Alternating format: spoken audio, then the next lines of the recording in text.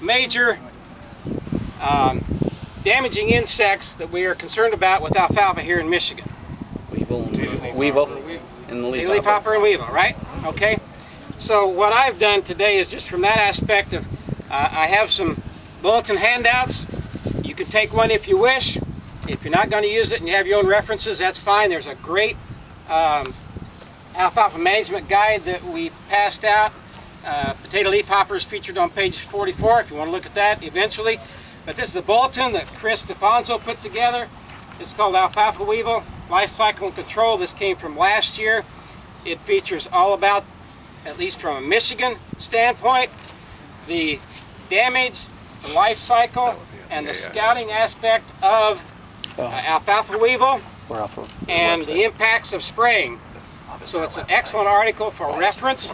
So if you want one of these, I'm going to pass it around or whatever. If you want one, grab one. There's only 25 or so, so if you need extras, the account managers, I can get that to you or send you the link for it. The other one I have is potato leafhopper. Potato leafhopper bulletin is a little more recent. Chris revised this, and it's the 2009 issue. Potato leafhopper does come in on storm fronts, and I was thinking last night with waking up this morning with all the wind and everything like that, we could have that come in any time, and it could be here now. We may find some out here, but from that aspect, the bulletin once again describes the life cycle and sampling and spraying, and the insecticide choices on the back. It's a real in-depth bulletin. I think is very good for references. I'll pass it around the other way. And the other pamphlet I have you can stick with your information is two charts, one for potato leafhopper and one for alfalfa weevil. It talks about a little bit about the description and the list of insecticides to use for spraying if you need to spray. And I'll pass that around. The other thing that I think is really key is Pioneer really has some excellent tools for you to use for these specific insects. Crop Insights. There's Crop Insights on. I don't have enough to pass around. This is just my copies, but you can go on the ASI. AIS. There you go. And thanks, Bob. And print these off, and there's several good articles.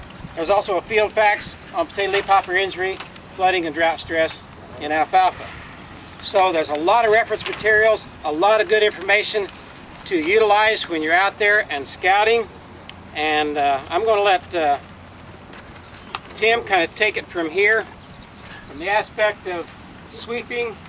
And we talk about potato leafhopper and potato leafhopper resistant varieties.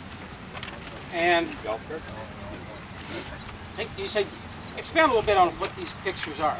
Yeah, that's actually pictures I took through a microscope when I was doing my master's. There's pictures of non-resistant alfalfa and then some of the resistant material. And some of the resistant potato leafhopper resistant alfalfa has actually glandular hairs, and the difference between simple pubescence and a glandular hair is the glandular hair actually ties into a cell that's within the plant, and it'll exude a sticky substance, a little sap out of that, and that actually entraps the nymphs and it slows down the adults, so they don't like it. So they go to your neighbor's field it doesn't have resistant material. But those pictures are of that, and so the ones that I think you can pick out. So this would be more of the glandular hair. You look at this one right here, that's the glandular hair.